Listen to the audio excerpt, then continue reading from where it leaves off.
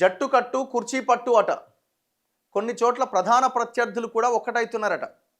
నువ్వు ఏమన్నా కానీ నిన్నటిదాకా తిట్టుకున్నావు కదా, తలకాయ వాళ్ళకి కొట్టుకున్నావు, ఎట్లా మరి ఇష్టం వచ్చినట్టు అమ్మ నా బూతులు తిడితివి, మీ ఇంట్లో వాళ్ళని తిడితే కదా నేనంటే తిడితే ఇక్కడ సీటు పోతట్టుంది. పవర్ కోసం దేనికైనా దిగజారుతున్నారు అన్నట్టు. కొన్ని చోట్ల ప్రధాన ప్రత్యర్థులు కూడా ఒక్కటవుతున్నారట. చైర్మన్ మేయర్ పదవుల కోసం పార్టీల కూటములు. కరీంనగర్లో హైడ్రామా. బీజేపీ కాంగ్రెస్ కూటముల్లో మారిన బలాలట. మేయర్ చైర్పర్సన్ ఎన్నికల కోసం చిత్ర విచిత్ర పొత్తులు కుదురుతున్నాయి.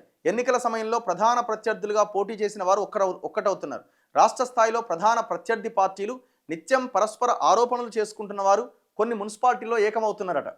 హంగ్ ఏర్పడ్డ చోట అత్యధిక మున్సిపాలిటీలు దక్కించుకోవడానికి ప్రధాన పార్టీలు ఈ ఏకీకృత మంత్రాన్ని జపిస్తున్నాయి.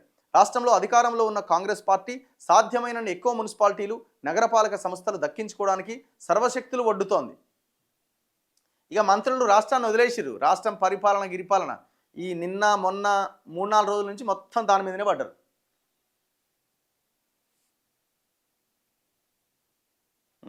ఎమ్మెల్యేలు ఇతర ముఖ్య నేతలు హంగ్ మున్సిపాలిటీలపైన గురిపెట్టిరట. మద్దతిచ్చే ప్రతి ఇతర పార్టీల స్వతంత్ర కౌన్సిలర్లను కాంగ్రెస్లో చేర్చుకుంటున్నారు. మరోపక్క చైర్మన్ పీఠం దక్కించుకోవడానికి అవసరమైన మెజారిటీ లేని మున్సిపాలిటీల్లో బీఆర్ఎస్ వ్యూహాత్మకంగా ముందుకెళ్తోంది. స్థానిక పరిస్థితులకు తగ్గట్టుగా ఇతర పార్టీల కౌన్సిలర్ల మద్దతు కూడగట్టాలని నిర్ణయించింది. హంగ్ ఏర్పడ్డ చోట అవసరమైతే ప్రధాన ప్రత్యర్థి పార్టీలైన కాంగ్రెస్ బీజేపీ కౌన్సిలర్లను సైతం మచ్చిక చేసుకోవడానికి లోలోపల మంతనాలు చేస్తున్నది. కొన్ని చోట్ల ఇండిపెండెంట్ అభ్యర్థులను తమ వైపు తిప్పుకునే ప్రయత్నాలు చేస్తున్నది. కొత్తగూడెం మేయర్ పదవీ కాలాన్ని చెరో 2.5 ఏళ్లు పంచుకోవడానికి కాంగ్రెస్ సిపిఐ ఒప్పందం చేసుకున్నాయి. ఇదే సిపిఐ క్యాతనపల్లి మున్సిపాలిటీలో మాత్రం బీఆర్ఎస్కు మద్దతు ఇవ్వాలని నిర్ణయించింది. ఇది ఎట్లా మరి? ఈడనేమో రాష్ట్రంలో కూనంనేని సాంబశివరావు కాంగ్రెస్ని లేపుతుంటాడు, కొత్తగూడెంలోనేమో చెరో 2.5 ఏళ్లు పంచుకుంటారు. మళ్ళా ఆడిపోతేనేమో క్యాతనపల్లి మున్సిపాలిటీలో మాత్రం బీఆర్ఎస్కి మద్దతు ఇస్తారు. ఎటొచ్చి అధికారం కావాలి, ఎటొచ్చి సీటు కావాలి. అక్కడ తాము ఎన్నికల్లో నెగ్గడానికి బీఆర్ఎస్ సహకరించినందున చైర్మన్ పదవి కోసం ఆ పార్టీకి మద్దతు ఇస్తామని సిపిఐ నేత పల్లా వెంకటరెడ్డి చెప్తున్నట. ఇక ఆదిలాబాద్లో బీజేపీకి పీఠం దక్కాలంటే మరో 3 కావాలి. ఇక్కడ బీజేపీని అడ్డుకునేందుకు కాంగ్రెస్ బీఆర్ఎస్ మజ్లీస్ కౌన్సిలర్లు ఏకమవడానికి ప్రయత్నాలు జరుగుతున్నాయట. ఈడనట అవసరమైతే కాంగ్రెస్ బీఆర్ఎస్ కూడా కలవడానికి రెడీ అవుతున్నాయట. ఎట్లా ఉంది చూడు కథ. మేము ముందు నుంచి చెప్తున్నాం కదా, సీటు కోసం, అధికారం కోసం, పైసల కోసం, భూముల కోసం ఏమి చేయడానికైనా రెడీ అవుతారు. 12 గంటల రాత్రి తెలంగాణ మొత్తం బట్టలిప్పి తిరగాలి అంటే తిరుగుతుంది. దానికేమి నాకేమి ఇబ్బంది లేదు. నా భూమి నాకు వస్తుందా, ఆ భూమి నాకు వస్తుందా, ఏది చేయడానికైనా రెడీ అవుతారండి. ఏది చేయడానికైనా రెడీ అవుతారు. ఇగో బెల్లంపల్లిలో కూడా కాంగ్రెస్ బీఆర్ఎస్లు చెరి 14 వార్డులు గెలిచినాయి. సమాన అవకాశంతో ఉన్నాయి. ఇండిపెండెంట్లు 5 ఉన్నారు. బీజేపీ నుంచి 1 గెలిచారు.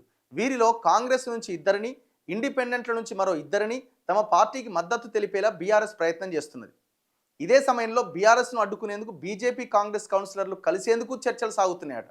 ఆడనేమో బీఆర్ఎస్ కాంగ్రెస్ గెలవబోతున్నాయి, ఇడనేమో బీజేపీ కాంగ్రెస్ గెలవడానికి కూడా రెడీ అవుతున్నారు. కొందరు బీఆర్ఎస్ కౌన్సిలర్ల మద్దతు సైతం కూడగట్టేందుకు హస్తం పార్టీ ప్రయత్నిస్తున్నది. ఇక్కడ 3 పార్టీలు మాట్లాడుకుంటాయి. ఏమని? ఏదేమైనా ఎవరితో కలిసినా మనకు సంబంధం లేదు. ఇప్పుడు బీఆర్ఎస్ కాంగ్రెస్ ఒక దగ్గర కలిసిన తర్వాత బీజేపీ కాంగ్రెస్ కలిసిన దగ్గర బీఆర్ఎస్ ఇక్కడ క్వశ్చన్ చేయగలుగుతుందా?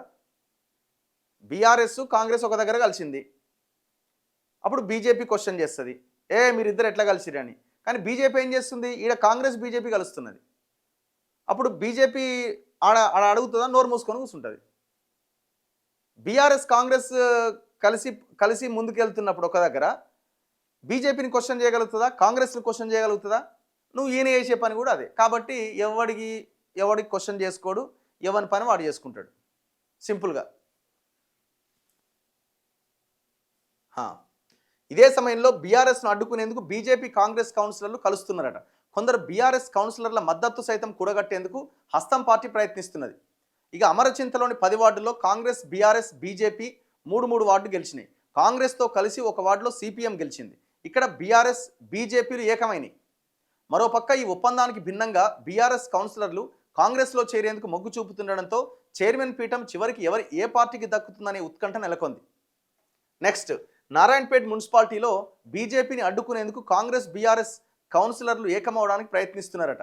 ఇక్కడ బీజేపీ మ్యాజిక్ ఫిగర్కు దాదాపు చేరువైంది. అయితే కమలంలో కూడా చైర్పర్సన్ పీఠం కోసం 2 వర్గాలకు చెందిన నేతలు పట్టుబడుతూ ఉండడంతో ఈ అవకాశాన్ని అనుకూలంగా మలుచుకోవాలని కాంగ్రెస్ ప్రయత్నం చేస్తున్నది. జగిత్యాల జిల్లా మెట్పల్లి స్థానం ఎవరికన్నది కూడా ఇంకా స్పష్టత రాలే. ఇక్కడ బీజేపీకి మరో 4 మద్దతు అవసరం ఉంది. ఇండిపెండెంట్లపైన కమలం ఆశలు పెట్టుకున్నా ఎంతవరకు సఫలీకృతం అవుతుందో చూడాలి. నెక్స్ట్ రాయ్కల్ లాంటి మున్సిపాలిటీలో కూడా మెజారిటీ స్థానాలు కమలమే కైవసం చేసుకుంది. అయితే తాము ఆ పీఠం గెలుచుకునేందుకు ప్రత్యర్థి పార్టీ కాంగ్రెస్ తరపున గెలిచిన సభ్యుల మద్దతును బీఆర్ఎస్ కూడగట్టే ప్రయత్నాలు చేస్తున్నది. ఆలంపూర్లో బీఆర్ఎస్ కాంగ్రెస్ పార్టీలు చెరో 5 గెలుచుకున్నాయి. ఇక్కడ ఎక్స్ అఫీషియో సభ్యుడు స్థానిక ఎమ్మెల్యే బీఆర్ఎస్ పార్టీ కావడంతో మున్సిపల్ చైర్మన్ పదవి దక్కడం సులువని భావిస్తున్నారట. జనగామ మున్సిపాలిటీలో బీఆర్ఎస్కు 13, కాంగ్రెస్ కూటమికి 13 వార్డులు దక్కినాయట. 4 ఇండిపెండెంట్లు గెలిచిరట. ఇక్కడ ఎక్స్ అఫీషియో సభ్యులుగా స్థానిక ఎమ్మెల్యే పల్లా రాజేశ్వర్ రెడ్డి, ఎంపీ చామల కిరణ్ కుమార్ రెడ్డి ఉన్నారు. 4 ఇండిపెండెంట్స్లో 2 చొప్పున బీఆర్ఎస్కి 2, కాంగ్రెస్కి 2 ప్రకటించిరట. దీంతో ఇరుపక్షాల బలం సమానమైంది. అయితే కాంగ్రెస్ పార్టీకి మద్దతు ప్రకటించిన ఇండిపెండెంట్లపైన బీఆర్ఎస్ ఆశలు పెట్టుకుంది. ఆఖరి నిమిషం వరకు తమకు మద్దతు తెలిపేలా ప్రయత్నం చేస్తున్నది. అలాగే తిరుమలగిరి మున్సిపాలిటీలో బీఆర్ఎస్ 10 వార్డులు కైవసం చేసుకొని పూర్తి ఆధిక్యతను సాధించింది. 5 స్థానాల్లో గెలిచిన కాంగ్రెస్ వైపు తమ సభ్యులు వెళ్లకుండా కట్టుదిట్టంగా వ్యవహరిస్తోంది. ఎవరి లెక్కలు వాళ్ళకున్నాయి. ఇగో వర్ధన్నపేటలో 6 వార్డులు గెలుచుకొని బీఆర్ఎస్ ఆధిక్యంలో ఉన్నా ఇక్కడ కాంగ్రెస్ 5 గెలిచింది. ఒక ఇండిపెండెంట్ తమ వైపు తిప్పుకోగలిగింది. మొత్తం 6 అయింది. పైగా ఎక్స్ అఫీషియో సభ్యుడిగా ఉన్న స్థానిక ఎమ్మెల్యే నాగరాజు ఓటు కూడా ఉండడంతో కాంగ్రెస్కు మున్సిపల్ పీఠం దక్కే అవకాశాలు ఎక్కువగా ఉన్నాయట. ఎందుకంటే కాంగ్రెస్ ఎక్స్ అఫీషియో ఉంది కదా, అప్పుడు ఏమైంది 6-5 అవుతుంది. అయితే ఇండిపెండెంట్ని తమ వైపు ఆకర్షించే చివరి ప్రయత్నాలను స్థానిక బీఆర్ఎస్ నేతలు కొనసాగిస్తున్నారు. 36 వార్డులున్న మహబాద్లో కాంగ్రెస్ 13, బీఆర్ఎస్ 11 చోట్ల గెలవడంతో హంగ్ ఏర్పడ్డది. కాంగ్రెస్ మద్దతుతో సిపిఎం నుంచి 3 గెలవడం మలుపు తిప్పింది. కాంగ్రెస్ బలం 16కు పెరిగింది. బీఆర్ఎస్ మద్దతుతో సిపిఐకి 3 వార్డులు వచ్చినా బీఆర్ఎస్ బలం 14కే పరిమితమైంది. ఆ తర్వాత ఇండిపెండెంట్లను చేర్చుకొని కాంగ్రెస్ తన బలాన్ని 21కి పెంచుకొని విజయాన్ని లాంఛనం చేసుకుంది. కొంత అధికార పార్టీకి అడ్వాంటేజ్ అవుతుంది. ఎందుకంటే వాళ్ళే పవర్లో ఉన్నారు కాబట్టి, వాళ్ళే ఇది కాబట్టి ఛాన్సెస్ ఎక్కువగా ఉంటాయి. ఇట్లా ఆయా మున్సిపాలిటీలో ఇది నడుస్తున్నది. ఇక ఈ జీవన్ రెడ్డిది జగిత్యాలది అది ఇంకా రచ్చ నడుస్తున్నది. ఇప్పుడు వాళ్ళిద్దరు కలిస్తేనే అంటే చైర్మన్, ఇద్దరు కాంగ్రెసే కదా. అంటే ఆయన బీఆర్ఎస్ నుంచి గెలిచిండు కానీ చెప్పుకోలేకపోతున్నాను నేను కాంగ్రెస్ అని. కానీ ఆయన మొత్తం కాంగ్రెస్ బీఫామ్లే ఇచ్చిండు. ఆయన 35 ఇస్తే ఈయన 15 ఇచ్చిండు. రాని చోట్ల జగిత్యాల జీవన్ రెడ్డి ఇండిపెండెంట్ నిలబెట్టిండు. సో ఇట్లా చెరిసగం గెలిచిరు. ఇప్పుడు ఏం చేయాలో అర్థం కావట్లే. నేను చెప్పినానికి మేయర్ అభ్యర్థి ఇవ్వాలని ఈయన, నేను చెప్పినానికి ఇవ్వాలని ఆయన. నిన్న ప్రజాభవన్లో గొడవ నడిచినట్టుంది. ఇక హైకమాండ్ డిసైడ్ చేస్తుంది, సీల్ కవర్లు వస్తుంది, ఒప్పుకోవాలని ఏదో చెప్పిరట. అది మరి అట్లున్నది, అది ఏమైద్దో చూడాలి.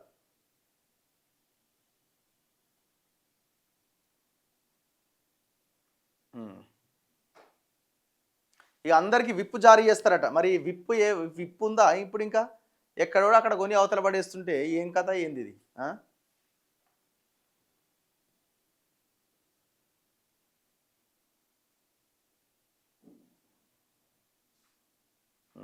ఇగో పార్టీల పరంగా జరిగిన ఎన్నికలకు విప్పు వర్తిస్తుంది. అంటే పార్టీ విప్పు జారీ చేస్తే ఇగో ఫలానా వ్యక్తికే మీరు ఓటేయాలంటే ఓటేయాల్సిందే. నువ్వు ఆయన కాకుండా ఇంకొకరికి ఇస్తే సభ్యత్వం పోతుంది. రాష్ట్ర ఎన్నికల సంఘం గుర్తించిన పార్టీలకే విప్పుల అమలు ఉంటుంది. శనివారమే తమ విప్పులు ఖరారు చేస్తూ పార్టీలు కలెక్టర్లకు లేఖలు పంపగా వాటిని కలెక్టర్లు సంబంధిత పురపాలక అధికారులకు పంపించారు. ప్రత్యేక సమావేశం ప్రారంభానికి గంట ముందు పార్టీ విప్ తమ నిర్ణయాన్ని తెలియజేస్తూ ఎన్నికల అధికారికి బీఫామ్ని అందజేస్తారు. ఇందులో ఎవరికి ఓటు వేయాలో స్పష్టంగా పేర్కొంటారు. అధికారులు దాన్ని చదివి వినిపిస్తారు. ఒక సభ్యుడు విప్పు ఉల్లంఘించి ఓటు వేసినా లేదా ఓటింగ్కి దూరంగా ఉన్నా సభ్యత్వాన్ని కోల్పోతారు. ఎవరైనా విప్పు ధిక్కరించినట్లు పార్టీ నుంచి లిఖితపూర్వక ఫిర్యాదు అందిన 3 రోజుల్లోపు కలెక్టర్ ద్వారా అధికారం పొందిన వ్యక్తి సదరు సభ్యుడికి షోకాజ్ నోటీస్ ఇస్తారు. అది అందిన 7 రోజుల్లోపు సదరు సభ్యుడు తన వివరణ ఇవ్వాల్సి ఉంటుంది. తర్వాత 2 రోజుల్లోపు అధికారి సభ్యత్వం రద్దుపైన తుది నిర్ణయం తీసుకుంటారు. సభ్యుడు విప్పుకు వ్యతిరేకంగా ఓటేసినా అది చెల్లుబాటు అవుతుంది. అయితే ఇక్కడ ఎక్స్ అఫీషియో సభ్యులు ఉంటారు. వాళ్ళు విప్పును ధిక్కరించి ఓటు వేస్తే అది చెల్లుబాటు అవుతుంది. కానీ తర్వాత జరిగే స్థానిక సంస్థల ఎన్నికల్లో తమ ఓటు హక్కును కోల్పోతారు. వారి ఎంపీ లేదా ఎమ్మెల్యే పదవికి దీనివల్ల వెంటనే ముప్పు ఉండదు.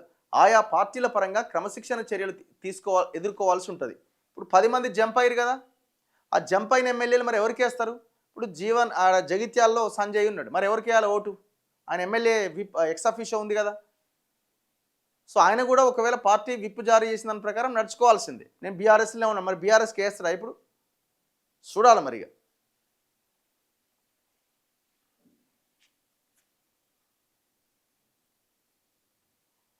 అయితే ఇప్పుడు లెక్క ఏంటంటే మొత్తం ఉదయం 11 గంటలకు కార్పొరేటర్లు కౌన్సిలర్ల ప్రమాణ స్వీకారం ఉంటుందట.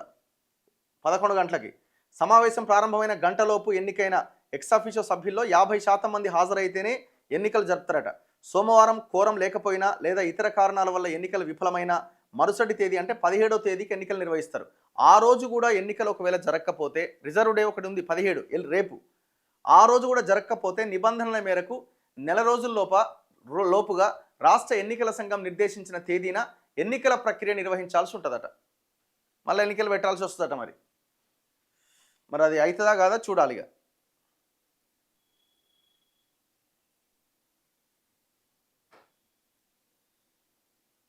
ఇక పొంగులేటి శ్రీనివాసరెడ్డి ఈ ఇండిపెండెంట్లు ఎవరైతే గెలిచిరో కొత్తగూడెంలో వాళ్ళందరినీ తన పార్టీలోకి లాగేసిండు.